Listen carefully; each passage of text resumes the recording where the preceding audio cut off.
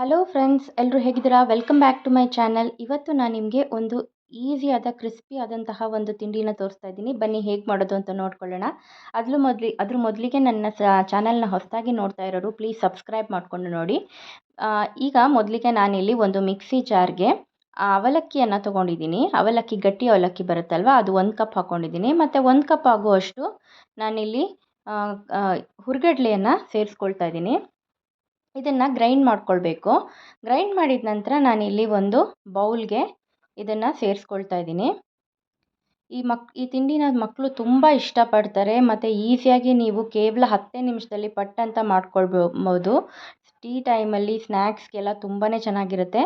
ಮತ್ತು ನಾನಿಲ್ಲಿ ಹಸಿ ಕಡಲೆ ಬೀಜನ ತೊಗೊಂಡಿದ್ದೀನಿ ಮತ್ತು ಅದನ್ನು ಏನು ರೋಸ್ಟ್ ಮಾಡಿಲ್ಲ. ಮತ್ತು ಕರಿಬೇವಿನ ಎಲೆಯನ್ನು ಕೂಡ ಮಿಕ್ಸಿ ಜಾರ್ಗೆ ಹಾಕ್ಕೊಂಡು ಅದನ್ನು ಕೂಡ ಒಂದೇ ಸಲ ಟರ್ ಅಂತ ಅನಿಸ್ಕೊಂಡ್ರೆ ಸಾಕು. ಈ ಥರ ಜರಿಬಿರಿಯಾಗಿ ನೀವು ಇದನ್ನು ಗ್ರೈಂಡ್ ಮಾಡ್ಕೊಳ್ಬೇಕು. ಅದನ್ನು ಕೂಡ ಇದಕ್ಕೆ ಸೇರಿಸ್ಕೊಳ್ತಾ ಇದ್ದೀನಿ. ಈಗ ಇದಕ್ಕೆ ನಾನು ರುಚಿಗೆ ತಕ್ಕಷ್ಟು ಉಪ್ಪನ್ನು ಸೇರಿಸ್ಕೊಳ್ತಾ ಇದ್ದೀನಿ. ಒಂದು ಅರ್ಧ ಟೀ ಸ್ಪೂನ್ ಆಗೋಷ್ಟು ಉಪ್ಪನ್ನು ಸೇರಿಸ್ಕೊಳ್ಬೇಕು. ನಂತರ ಚಿಲ್ಲಿ ಫ್ಲೇಕ್ಸನ್ನು ಕೂಡ ನಾನಿಲ್ಲಿ ಒಂದು 2 ಕವರ್ ಹಾಕ್ಕೊಳ್ತಾ ಇದ್ದೀನಿ. ನೋಡೋದಕ್ಕೂ ತುಂಬ ಚೆನ್ನಾಗಿರುತ್ತೆ, ತಿನ್ನಬೇಕಾದ್ರೆ ಕೂಡ ತುಂಬ ಚೆನ್ನಾಗಿ ಅನಿಸುತ್ತೆ. ಮತ್ತು ಇಲ್ಲಿ ನಾನು ಸ್ವಲ್ಪ ಇಂಗನ್ನು ಕೂಡ ಸೇರಿಸ್ಕೊಳ್ತಾ ಇದ್ದೀನಿ. ಒಂದು 1/4 ಟೀ ಸ್ಪೂನ್ ಆಗೋಷ್ಟು ಇಂಗನ್ನು ಕೂಡ ನಾನಿಲ್ಲಿ ಸೇರಿಸ್ಕೊಳ್ತಿದ್ದೀನಿ.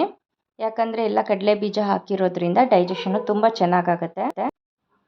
ಮತ್ತು ನಾನಿಲ್ಲಿ ಖಾರದ ಪುಡಿನ ಒಂದು 1/4 ಟೀ ಸ್ಪೂನ್ ಆಗೋಷ್ಟು ಸೇರಿಸ್ಕೊಂಡು ಇದನ್ನು ಚೆನ್ನಾಗಿ ಈ ಥರ ಕಲಿಸ್ಕೊತಾ ಇದ್ದೀನಿ.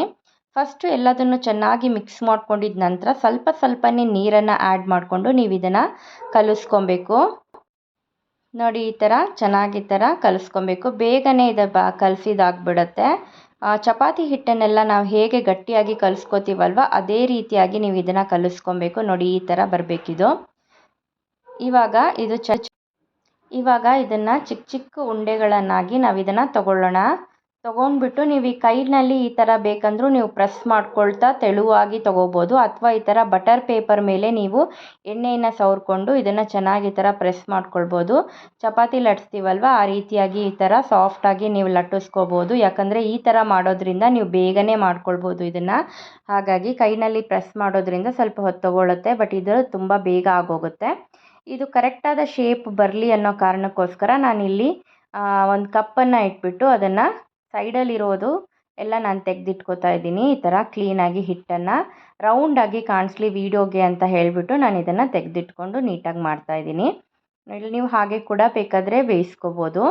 ನೋಡಿ, ಈ ಥರ ರೌಂಡಾಗಿ ಚೆನ್ನಾಗಿ ಬರುತ್ತೆ ಆವಾಗ ಶೇಪ್ ಕೂಡ. ಇದನ್ನು ಪೂರ್ತಿಯಾಗಿ ಒಂದೇ ಸಲ ನೀವು ಮಾಡಿಟ್ಕೊಂಡ್ಬಿಟ್ರೆ ಎಲ್ಲ ನಿಪ್ಪಟ್ಟು ಕೂಡ ಒಂದೇ ಸಲಿಗೆ ರೆಡಿ ಆಗಿಬಿಡುತ್ತೆ. ತುಂಬ ಈಸಿಯಾಗಿ ಮಾಡ್ಕೊಳ್ಬೋದು. ಟೀ ಟೈಮಲ್ಲಂತೂ ನಿಮಗೆ ಯಾರಾದರೂ ನೆಂಟರು ಬಂದಾಗ ಈ ರೆಸಿಪಿನ ನೀವು ಆರಾಮಾಗಿ ಟ್ರೈ ಮಾಡ್ಕೊಳ್ಬೋದು. ನೋಡಿ, ಈ ಥರ ಕಾದಿರುವಂತಹ ಎಣ್ಣೆಗೇ ಇದನ್ನು ಬಿಟ್ಕೋಬೇಕು. ಚೆನ್ನಾಗಿ ಎಣ್ಣೆ ಕಾದಿದೆ. ಈಗ ನಾನು ಇದನ್ನು ಬಿಟ್ಕೋತಾ ಇದ್ದೀನಿ. ನಿಮಗೆ ಸ್ಪೇಸ್ ಇದ್ದರೆ ಇನ್ನೂ ಒಂದು ಬೇಕಾದರೆ ಬಿಟ್ಕೋಬೋದು. ದೊಡ್ಡ ಬಾಣಲೆ ಆದರೆ ಇಲ್ಲಿ ನಾನು 2 ಹಾಕಿದ್ದೀನಿ. ಈ ಥರ ಸ್ವಲ್ಪ ಒಂದು 2ರಿಂದ 3 ನಿಮಿಷ ಒಂದು ಕಡೆ ಬೆಂದ ನಂತರ ಇದನ್ನು ಮತ್ತೆ ತಿರುವಾಕೊಳ್ಬೇಕು. ಈ ಥರ ನೋಡಿ, ಚೆನ್ನಾಗಿ ಈ ಥರ ಗೋಲ್ಡನ್ ಬ್ರೌನ್ ಆಗೋವರೆಗೂ ಬೇಯಿಸ್ಕೊಂಡು ಕ್ರಿಸ್ಪಿ ಆಗುತ್ತೆ. ತುಂಬ ಕ್ರಿಸ್ಪಿ ಆದ ನಂತರ ಇದು ಯಾವುದೇ ರೀತಿಯಾದಂತಹ ಕಟ್ಸ್ ಕೂಡ ಆಗೋದಿಲ್ಲ. ಹಾಗಾಗಿ ನೀವು ಚೆನ್ನಾಗಿ ಬಿಸಿಯಾದ ನಂತರ ಹಾಕ್ಕೊಳ್ಬೇಕು. ನೋಡಿ, ಯಾವ ರೀತಿಯಾಗಿ ಗಟ್ಟಿಯಾಗಿ ಕ್ರಿಸ್ಪಿಯಾಗಿ ಬಂದಿದೆ ಅಂತ. ಈಗ ಹಾಕ್ಕೊಂಡು ಮತ್ತೆ 2ರಿಂದ 3 ನಿಮಿಷ ಇದನ್ನು ಬೇಯಿಸ್ಕೊಂಡ್ಬಿಟ್ರೆ, ಫ್ರೈ ಮಾಡ್ಕೊಂಡ್ಬಿಟ್ರೆ ಆಯಿತು. ಇವಾಗ ನಿಪ್ಪಟ್ಟು ನಿಮಗೆ ರೆಡಿ ಆಗಿಬಿಟ್ಟಿದೆ. ತುಂಬಾ ಕ್ರಿಸ್ಪಿಯಾಗಿ ಬರುತ್ತೆ. ನೋಡಿ ಎಷ್ಟು ಚೆನ್ನಾಗಿ ಬಂದಿದೆ ಅಂತ. ಈ ರೆಸಿಪಿ ನಿಮಗೆ ಇಷ್ಟ ಆಗಿದರೆ ಲೈಕ್ ಮಾಡಿ, ಶೇರ್ ಮಾಡಿ ಮತ್ತು ಸಬ್ಸ್ಕ್ರೈಬ್ ಮಾಡ್ಕೊಳ್ಳಿ.